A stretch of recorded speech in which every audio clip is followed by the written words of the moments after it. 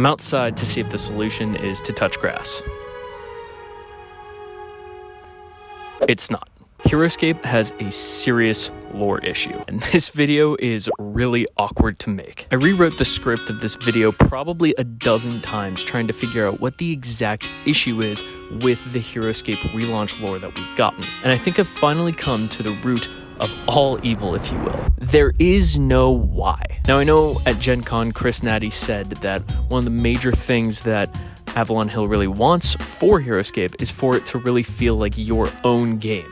Like you're playing out your campaign, your battles. Homebrew, if you're of the RPG mind, which if you are, you should check out my other videos. But the problem is that Heroscape kind of lives in this weird in-between world where there's enough lore that's out there to have some sort of established canon, but there's not enough for the team to create a good story. I know this comparison is going to be made all the time throughout Heroscape 2.0's life cycle, but let's just compare it with Warhammer. Warhammer, both Fantasy, Age of Sigmar, and 40k all have great lore to it. For example, 40k has like a 13-volume novel series talking about all of the Primarchs of the Space Marine Legions. The Horus Heresy novel series has been coming out for like 21 years and they're still releasing books. There's so much lore. But 40k leaves the door open for the players to come up with their own reasons for battles, their own battles entirely, their own legions, if they will. And based on what Chris Natty said at Gen Con, I totally think this is what the team over at Avalon Hill wants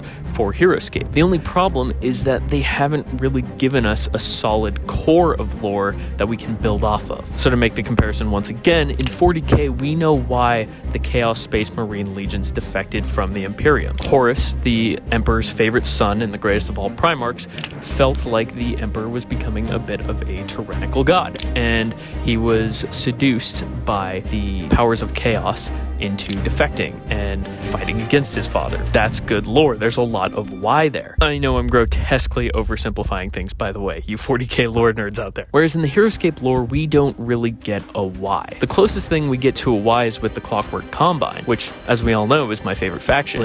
Look at the Clockwork Combine. They dropped their farmer's tools and took up arms to defend themselves, but we don't know who they're defending themselves against, and we don't know why those aggressors even attacked them in the first place. Zooming out a little bit, we know that Heroscape is the battle of all time, but we don't know why that battle is even happening. I mean, okay, whatever. The Valkyrie are fighting over the Wellsprings. Well, why are the Valkyrie fighting over the Wellsprings? Because Utgar is trying to take control of all the Wellsprings. Well, why is Utgar doing that? Because he's evil.